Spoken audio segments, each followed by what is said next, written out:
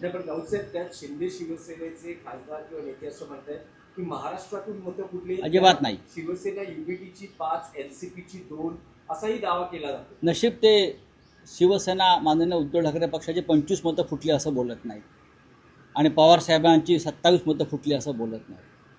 असं विधान करणाऱ्यांचा मेंदू गुडघ्यासुद्धा नाही, त्याला मेंदूच नाही. हे कोण लागून गेलेत आमची मतं फोडणारे? हे तुम्ही निष्ठावंत जे राहिलेत आमच्या पक्षामध्ये ताकदीनं, त्यांचा अपमान करताय सगळ्यांचा. निष्ठा या शब्दाचा अपमान आणि कलंक लावणारे हे लोक आहेत. हे जे बोलत आहेत कोणी, आज स्वतः विकले गेले, स्वतः शरण गेले, स्वतःचा स्वाभिमान गहाण पडला, स्वतः गुलामी पत्करतायत आणि इतरांवरती शिंतोडे उडवत आहेत. हे जे कोणी लोक आहेत शिंदे गटाचे वगैरे, त्यांना सांगा जाऊन फार शहाणपणा करू नका. नाहीतर नेपाळमध्ये जे झालं आहे ना, लोक रस्त्यावरती आले, हां, तसं तुमच्या बाबतीत व्हायला वेळ लागणार नाही. या महाराष्ट्रात लोक खतखत आहेत. उपराष्ट्रपती पदाच्या निवडणुकीत एनडीए उमेदवार सीपी राधाकृष्णन विजयी झाले आणि इंडिया आघाडीचे रेड्डी यांचा पराभव झाला. पण यातलं महत्त्वाचं हे आहे की इंडिया आघाडीची मतं फुटली आहेत. साधारण 14 ते 15 मतं फुटली आहेत, 15 मतं अवैध ठरलेली आहेत. तर एवढं सगळं प्लॅनिंग करूनही टिकवता आलं नाही. बघा, नक्कीच एनडीएचे उमेदवार सी पी राधाकृष्णन जे महाराष्ट्राचे राज्यपाल आहेत, ते उपराष्ट्रपती पदाच्या निवडणुकीमध्ये विजयी झाले. त्याबद्दल आम्ही त्यांचं अभिनंदन करतो. आमचे उमेदवार बी सुदर्शन रेड्डी यांनी निवडणूक अत्यंत चांगल्या पद्धतीनं त्यांनी निवडणूक लढले. विरोधी पक्षाची एकजूट दिसली. जगदीप धनखड यांना मिळालेली मतं तेव्हा 75%, बरं, आणि आता राधाकृष्णन यांना मिळालेली मतं यात प्रचंड तफावत आहे. आमच्या उमेदवारांना 300 मतं मिळाली. आमची साधारण 314ची ताकद होती. समस्त विरोधी पक्ष 314. 15 मतं अवैध ठरवली आणि ती मतं इंडिया आघाडीला मिळणारी होती हे स्पष्ट झालं. ती मतं इंडिया आघाडीला मिळणारी होती. पण शेवटी निवडणूक निर्णय अधिकारी जे असतात ते कोणाचे असतात हे आपल्याला माहिती आहे. जसं महाराष्ट्रातल्या विधानसभा लोकसभा निवडणुकीत झालं तसं तिकडे होऊ शकतं.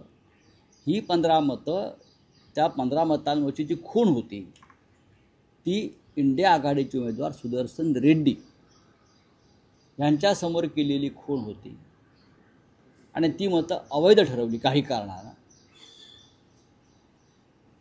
त्यानंतर आता आपण म्हणतो की क्रॉस शूटिंग झालं आहे, 10-12 काय असेल ते झालं असेल.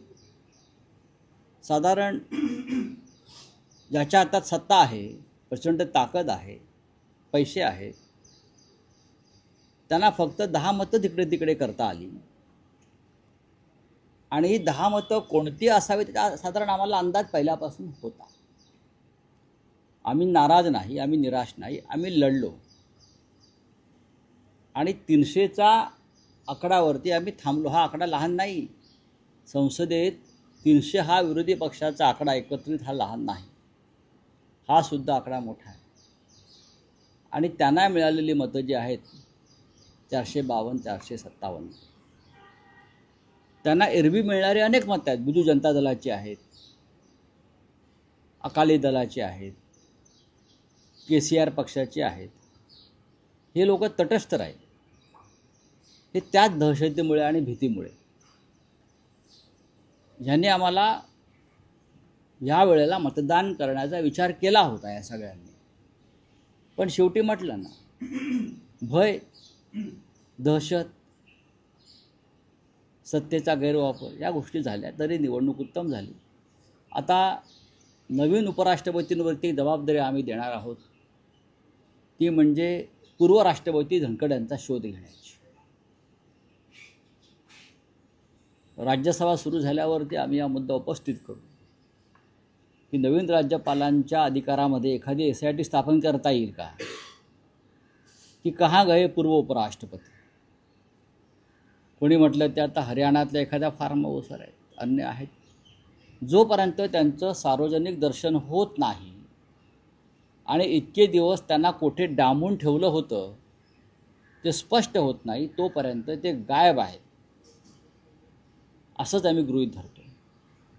संविधानाचं रक्षण करण्यासाठीच नवीन उपराष्ट्रपती जर आले असतील तर आपले पूर्व उपराष्ट्रपतींचं काय झालं हे राज्यसभेला माहिती देण्याचं काम जबाबदारी त्यांची आहे.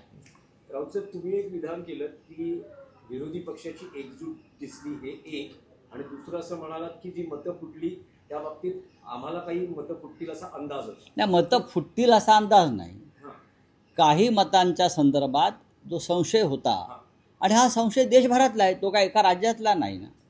संपूर्ण हे इतकं मोठं देश आहे आणि देशामधले इतके खासदार आहेत, प्रत्येकाची प्रत्येकाला माहिती असते. कोणी कोणाला फोन केलेत, कोण कोणाला भेटलेलं आहे, कोणी कोणाला चहाला बोलवलेलं आहे.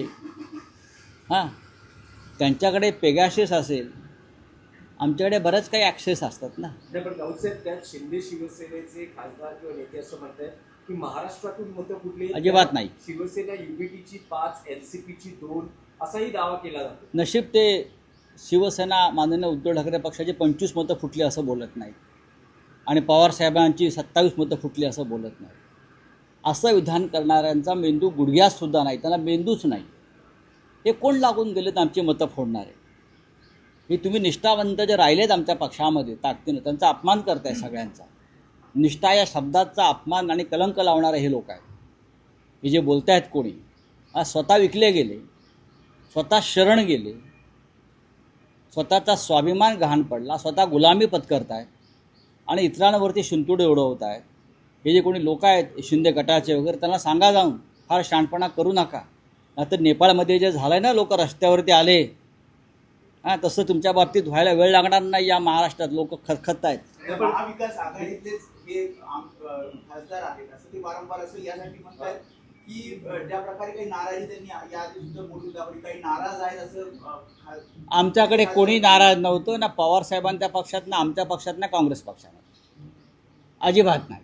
नाराज जर कोणी असतील तर ते भारतीय जनता पक्षामध्ये होते. नाराज जर कोणी असतील तर ते भारतीय जनता पक्षामध्ये होते. पण प्रत्येकाची मतं प्रत्येकाला पडलेली आहेत, इतकंच मी सांगतो. नाही, पण यावर फडणवीसांची अशी प्रतिक्रिया आहे, ते असं म्हणतात की वातावरण तयार करून तोंडावर पडायचं अशी विरोधी कोणीही तोंड आहे. एनडीएची मतं फोडू असं सांगितलं, मात्र त्यांना स्वतःचीही मतं राखता आली नाही असं त्यांनी म्हटलं. देवेंद्र फडणवीस यांनी महाराष्ट्रात स्वतःचं स्थान सांभाळावं. सध्या कोणी असं बोललं नाही की आम्ही एनडीएची मतं फोडू. एनडीएमधलं वातावरण चांगलं नाही आणि एनडीएला मिळणारी मतं तटस्थ राहिली. एनडीएला एरवी मिळणारी बीजेडीची मतं, बिजू जनता दलाची मतं, त्यानंतर अकाली दलाची मतं, केसीआर पक्षाची मतं, ही तटस्थ का राहिली याच्याविषयी बोला. जी तुम्हाला मिळणारी कायम संसदेच्या प्रत्येक मतदानामध्ये गेल्या अनेक वर्षामध्ये सर्व मतं भारतीय जनता पक्षाला पडली. अनेक क्रुशल बिलं जेव्हा आली, अनेक, तेव्हा ही सगळी मतं भारतीय जनता पक्षाच्या बाजूने पडली. ती मतं तुम्हाला मिस्टर फडणवीस यावेळेला तुम्ही घेऊ शकला नाहीत. ह्याच्यावर जर आपण मत व्यक्त केलं तर बरं होईल. निष्कर्ष ते काढला असेल, कारण 15 अवैध मतं तुम्ही मतं आमची ही 15 अवैध मतं जी आहेत त्याच्या समोरच्या फुल्या या सुदर्शन रेड्डी यांना पडलेल्या आहेत. म्हणजे 315 आमची तेवढीच मतं आहेत. आमची मतंच तेवढी आहेत. आपण त्या संपूर्ण गणित दोन्ही सभागृहांचं केलं तर आमच्या मतांचा आकडा त्यापेक्षा जास्त नाहीच. आम्ही एकसंघ आणि एकजूट राहिलो. नाही, पण राऊत साहेब, तुम्ही जे म्हणतात की संशय होता, मतं फुटली, काही आहेत होता, तर ही जी मतं फुटली आहेत त्या बाबतीत इंडिया अलायन्समध्ये काही मंथन होणार आहे का, किंवा काही क्रॉस वोटिंग आणि मतं फुटणं काही गरज नाही. काहीही गरज नाही. काहीही त्याची गरज नाही. निवडणूक झालेली आहे. आम्ही आमच्या कामाला लागलेलो आहोत. काल गणेश नाईकांनी ठाण्यामध्ये मेळावा घेतला आणि त्याच्यात असं म्हटलं की रावणाच्या अहंकाराचं दहन करायचं आहे, ठाण्यात सत्ता आणायची आहे. पुन्हा एकदा कविता पार्लमेंट. आता हा त्यांच्या पक्षातला अंतर्गत विषय आहे. देवेंद्र फडणवीस यांनी त्याच्यावर लक्ष घातलं पाहिजे. मी जे म्हणतोय की त्याच्या विरोधी पक्षाला जे आता एका उपराष्ट्रपती पदाच्या निवडणुकीवरून, हे बघा, तुमच्याकडे बहुमत होतंच ना. आम्ही कुठे म्हणतो नाही, तुमच्याकडे 40चं बहुमत होतंच. त्याच्यामुळे आम्ही तोंडावर पडलो वगैरे. तुम्ही तोंडावर रोज पडताय ते बघा. मराठा आरक्षणामध्ये, ओबीसी आरक्षणामध्ये, भ्रष्टाचाराच्या मुद्द्यावर रोज असे प्रकरण येत आहेत. रोज तुमच्या पक्षामध्ये, फक्त तुमच्या आघाडीमध्ये आता कॅबिनेटला गँगवॉर व्हायचंच बाकी आहे.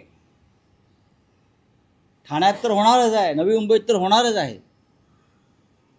रिव्होल्युशन होणार आहे ठाणे आणि नवी मुंबईत. क्रांती. ठाण्यात आणि नवी मुंबईमध्ये गणेश नाईक क्रांतीची मशाल घेऊन उभे आहेत. आम्हाला माहिती आहे काय होणार आहे. Revolution Nepal style.